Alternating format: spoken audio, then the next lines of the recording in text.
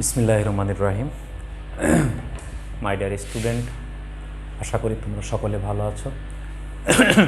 আমি তোমাদের দোয়ায় আল্লাহর অশেষ রহমতে ভালো আছি। আজকে আমরা এই অনলাইন ক্লাসে তোমাদের সামনে যে বিষয়টা তুলে ধরতে যাচ্ছি সেটা হলো আমাদের পদার্থবিজ্ঞান প্রথম পত্রের নবম অধ্যায়ের টানা তারের আর কম্পনের বেগ, speed of a transverse wave of a stressed string, অর্থাৎ টান টান করে বাঁধা কোনো তারের যে কম্পন তৈরি হয় সেই কম্পনের তরঙ্গের যে বেগ, সেই বেগের রাশিমালা আমরা নির্ণয় করতে যাচ্ছি। তো এই রাশিমালার ক্ষেত্রে দেখা যায় যে একটা তার যদি ওই যে এর আগের লেকচারে আমি দেখেছি আমরা যে মোটা তার এবং চিকন তারের ক্ষেত্রে, একটা মোটা তার এবং একটা চিকন তারের ক্ষেত্রে, এই মোটা তারের ক্ষেত্রে কম্পাঙ্ক কিন্তু একরকম হবে, অর্থাৎ এই ভর কিন্তু একটা ফ্যাক্টর। আর একটা হচ্ছে এই তারটাকে কত টানে বাঁধা আছে, এই টান হচ্ছে একটা ফ্যাক্টর। তাহলে সেই ক্ষেত্রে ওই কম্পাঙ্কের মতোই আমরা দেখতে পাই যে এক্ষেত্রে বেগ V proportional to 1/m root over হবে, অর্থাৎ ব্যস্তানুপাতিক হয়। আবার ভি প্রপোর্শনাল টু এটা রুট ওভার এম, আবার V proportional to root over T. তাহলে কোনো তারের টান যত বৃদ্ধি পাবে তার বেগ তত বৃদ্ধি পাবে। কোনো তারের একক দৈর্ঘ্যের ভর যত হ্রাস পাবে, অর্থাৎ তারটা যত সরু হবে, চিকন হবে, সেই তারের কম্পাঙ্ক তত বেশি বেগবান হবে।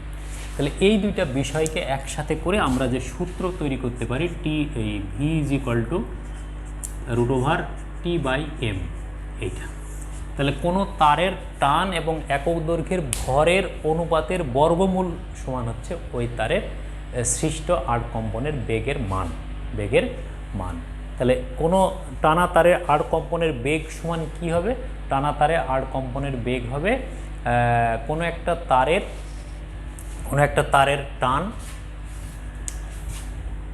কোনো একটি তারের টান এবং একক দৈর্ঘ্যের ভরের অনুপাতের বর্গমূল হচ্ছে ওই টানের সৃষ্ট, ওই তারের সৃষ্ট টানে বেগের মান বা স্পিডের মান।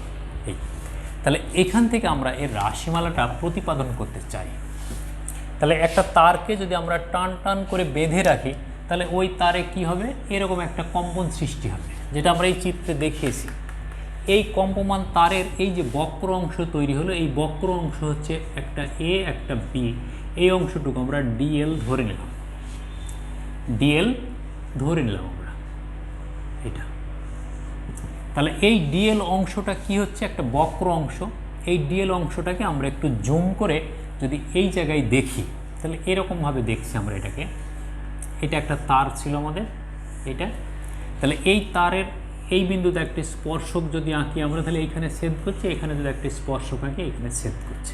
তাহলে এইখানে যদি লম্ব আঁকি, এটাকে যদি লম্ব আঁকি, তাহলে এই ও বিন্দু যেটা আমরা এখানে তৈরি করেছি এই এ এবং বি বিন্দুতে, এটা হলো আমাদের এ বিন্দু, এটা হলো আমাদের বি বিন্দু। এই এ এবং বি বিন্দু থেকে ও বিন্দুতে লম্ব আঁকলে যে দূরত্ব পাওয়া যাবে, এটা হলো আমাদের এই বক্র অংশের ব্যাসার্ধ। এই যে বক্র অংশটা এ বি নিয়েছি আমরা, এই বক্র অংশের ব্যাসার্ধ হলো হচ্ছে আমাদের আর, যেটা আমরা এইখানে এঁকেছি। তাহলে এখন এই মূল বিন্দু যেটা, এটার মধ্যবিন্দু অথবা এই বিন্দু থেকে যদি আমরা একটা লম্ব এই যোগ করি ও বিন্দুর সাথে, তাহলে এই কোণটা হচ্ছে কি আমাদের থিটা কোণ, এই কোণটা হলো আমাদের থিটা কোণ। এটাকে নাম দেওয়া হয়েছে ই বিন্দু, এটা সি বিন্দু। সি বিন্দুতে যদি এরকম একটা রেখা অঙ্কন করি আমরা, যে ও সি এর উপরের লম্ব, তাহলে এখন এই যে থিটা কোণ, আমরা এইখানে যদি একটা ও সি এর সমান্তরাল রেখা অঙ্কন করি, তাহলে এই কোণটা কিন্তু থিটা কোণ। তাহলে এই কোণটা যদি থিটা কোণ হয়, তাহলে এই কোণটুকু হচ্ছে 90 ডিগ্রি মাইনাস থিটা। তাহলে এটা আবার কত হবে? এটা আবার হচ্ছে তাহলে কত? এটা আবার টোটালটা 90 ডিগ্রি, তাহলে 90 ডিগ্রি মাইনাস এইটা, তাহলে এটা আবার হয়ে যাচ্ছে থিটা। তাহলে এই কোণটা যদি থিটা হয়, তাহলে এই কোণটাকে আমরা এই জন্য থিটা দ্বারা চিহ্নিত করেছি। ঠিক আছে, এই কোণটাকে আমরা থিটা দ্বারা চিহ্নিত করেছি, এইটা, এই যে থিটা। এখন এই থিটা কেন? কারণ এই যে এই রেখা বরাবর যেটা আছে, এইটা হলো আমাদের টি। এই যে এই রেখা যেটা, এইটা হলো আমাদের টি। এই রেখা যেটা, এটা হলো আমাদের টি। তাহলে এই টি যদি এইটা হয়, তাহলে এই অংশ এই বরাবর টি, তাহলে এইটুকুকে নিয়ে যদি আমরা একটা এরকম চিত্র অঙ্কন করি, যে এটা হলো থিটা, এটা হলো সি বিন্দু, তাহলে এইটা হলো টি ছিল আমাদের, এটার নাম দিলাম আমরা এ বিন্দু, এখান থেকে এর উপরে একটা লম্ব এঁকে দিলাম হচ্ছে ডি বিন্দু। তাহলে এডিসি সমকোণী ত্রিভুজ, যার এইটা হলো ভূমি। তাহলে এই ভূমি বরাবর মান কত হবে? টি কস থিটা, টি কস থিটা। তাহলে এইটা বরাবর হচ্ছে আমাদের টি কস থিটা। তাহলে এটা যদি টি কস থিটা হয়, তাহলে এটা হলো আমাদের টি কস থিটা, টি কস থিটা। তাহলে এটা যদি টি কস থিটা হয়, তাহলে এদিকেও আমরা একইভাবে দেখাতে পারি, এদিকটাও হচ্ছে আমাদের টি কস থিটা, টি কস থিটা। ঠিক আছে? তাহলে এই তারের ঠিক টি কস থিটা কোন বিন্দুতে কার্যকর? টি কস থিটা এই বিন্দুতে কার্যকর, এই বিন্দুতে কার্যকর। তাহলে এই তারটাকে খুঁটির দিকে টেনে ধরে রাখার জন্য আমাদের কিন্তু টি কস থিটা বল কার্যকর আছে। খুঁটির দিকে টেনে ধরে রাখার জন্য টি কস থিটা বল কার্যকর আছে। যদি টি কস থিটা বল কার্যকর না হতো, তাহলে তারটা এক জায়গায় জড়ো হয়ে যেত অথবা যে কোনো একদিকে ভেঙে পড়তো। তার মানে উভয় দিকে সমান বলে টান টান করে ধরে রাখার জন্য যে বলটা কাজ করে সেটা হচ্ছে আমাদের টি কস থিটা। এই টি কস থিটা কিসের উপাংশ? এই যে মূল টান টি এর উপাংশ। তাহলে টি এর দুইটা উপাংশ যা খুঁটির দিকে তারটাকে টান টান করে ধরে রেখেছে, সেই মানটা হচ্ছে টি কস থিটা, এবং এই টি কস থিটা একে অপরকে নাকচ করে দেয়। টি কস থিটা টানের উপাংশদ্বয় একে অপরকে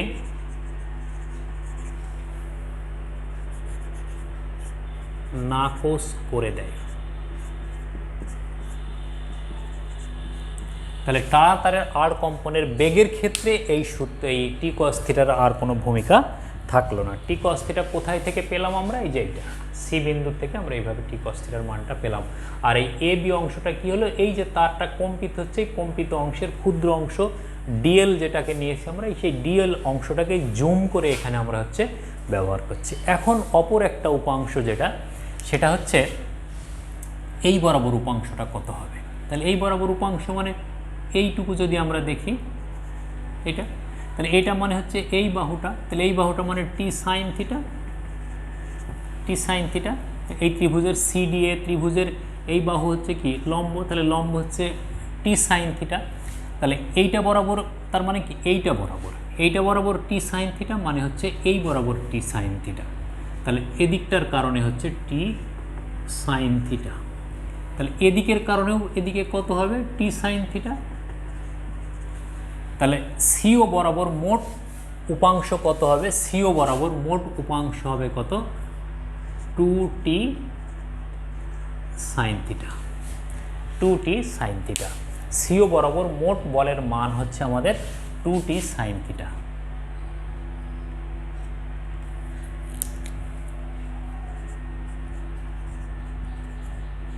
এই 2t সাইন থিটা।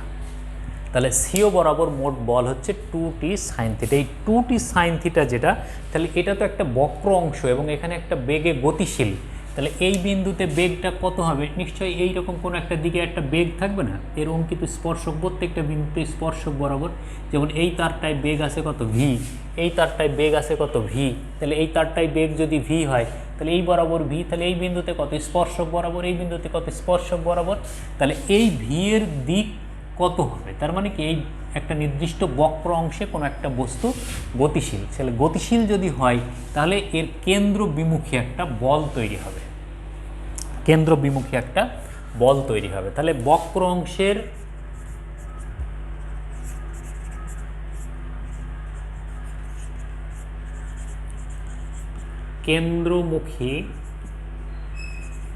কেন্দ্রমুখী কত? সিও বরাবর কেন্দ্রমুখী বল সমান কত হবে? কেন্দ্রমুখী বল সমান 2t sine theta, 2t sine theta. তাহলে এই 2t সাইন থিটা সমান কি হবে? আমরা জানি কেন্দ্রমুখী বল আর কেন্দ্র বিমুখী বল যেটা, সেটা হচ্ছে mv²/r। অতএব 2t sine theta is equal to mv²/r। তো এখানে এই থিটা এর মান খুব কম, theta is very very less. থিটার মান যদি খুব ক্ষুদ্র হয়, তাহলে আমরা কি করব, সাইন থিটা সমান থিটা লিখব। তাহলে 2t theta is equal to mv²/r, এইটা লিখব। ঠিক আছে, এখন তাহলে আমরা দেখি যে এইটা সমান কত।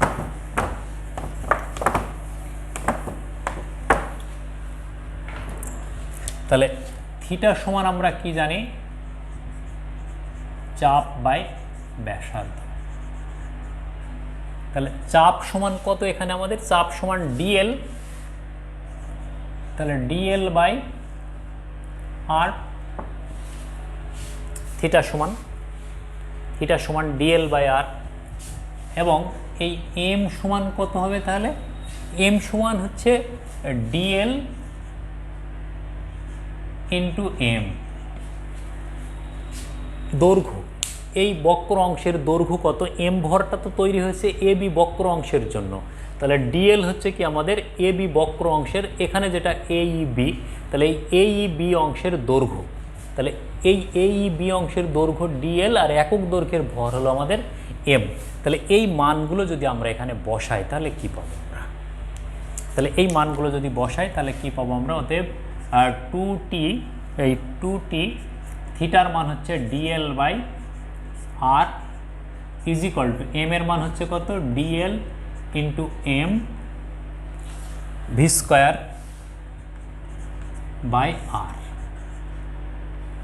আর, mv²/r। তাহলে ডিএল বাদ চলে গেল, আর বাদ চলে গেল, তাহলে থাকছে কি আমাদের,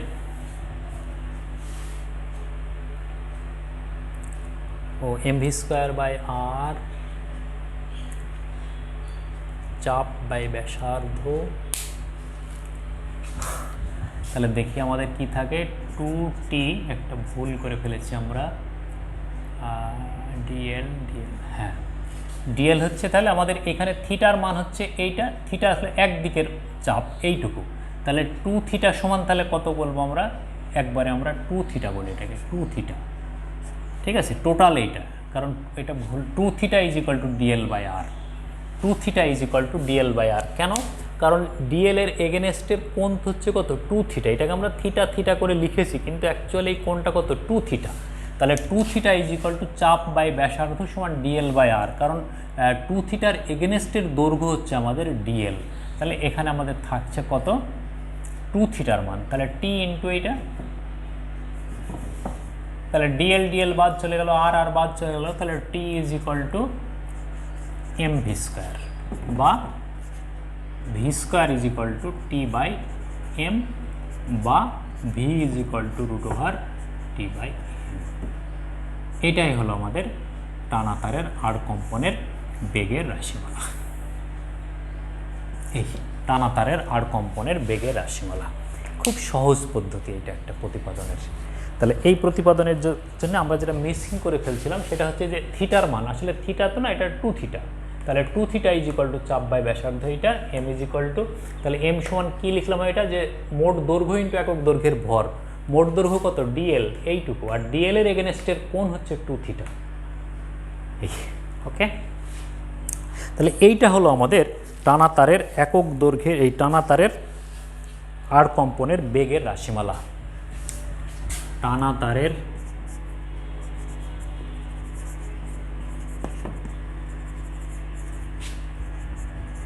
আড় কম্পনের বেগের রাশিমালা, এই টানা তারের আড় কম্পনের বেগের রাশিমালা। ঠিক আছে, তাহলে এইটার আমরা একটু বিস্তারিত আলোচনা করতে চাই, দেখি কি হয়।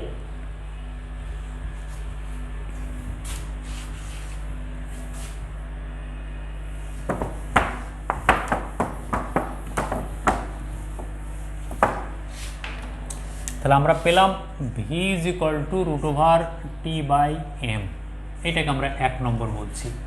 এখানে V is equal to F lambda, তাহলে আমরা এখানে কি বলতে পারবো, অতএব F is equal to 1 by lambda √t by M. কিন্তু মূল সুরের জন্য ল্যামডা ইজ ইকুয়াল টু 12, মূল সুরের জন্য ল্যামডা ইজ ইকুয়াল টু 12, অতএব F is equal to 1/12 root over T by M. সেই টানা তারের আর কম্পনের কম্পাঙ্কের মান যেটা আমরা সূত্রগুলো থেকে পেয়েছিলাম, টানা তারের আর কম্পনের কম্পাঙ্কের মান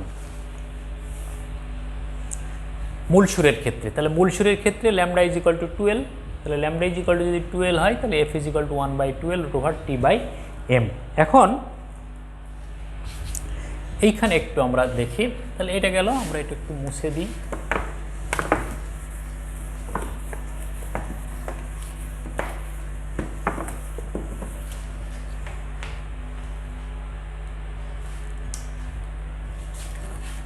এক নম্বর, তারটি যদি পি সংখ্যক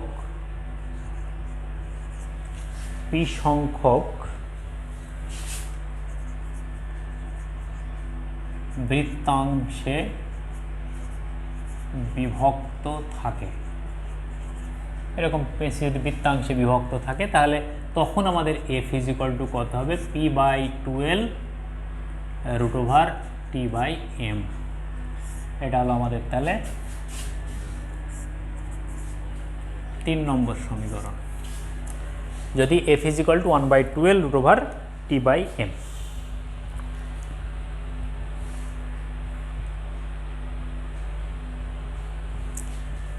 এখানে তাহলে ওইটা আবার যদি বসাই যে M is equal to pi R square rho, তাহলে আমরা এখন এফকে লিখতে পারবো কি, F is equal to p/12 root over T by pi R square rho. এটা 4 নম্বর সমীকরণ, এটাকে আমরা এখানেও বসাতে পারতাম, তাহলে এটার সাথে সম্পর্ক। এখন এই সূত্রটাকে যদি আমরা বিভিন্ন উপাংশ এই উপসুরগুলো দেখতে চাই, তাহলে মূল সুর কত হবে, মূল সুর p ইজ ইকুয়াল টু 1, তাহলে 1 নম্বরে কি হবে, f is equal to 1/12 root over T by M. এটা 5 নম্বর। তাহলে প্রথম উপসুর p ইজ ইকুয়াল টু 2, তাহলে তখন কত বলবো আমরা, f2 is equal to 2/12 root over T by M. 6 নম্বর, দ্বিতীয় উপসুর p ইজ ইকুয়াল টু 3, অর্থাৎ 3 পাক যদি থাকে তাহলে এটাকে আমরা বলবো তখন f3 is equal to 3/12 root over T by M.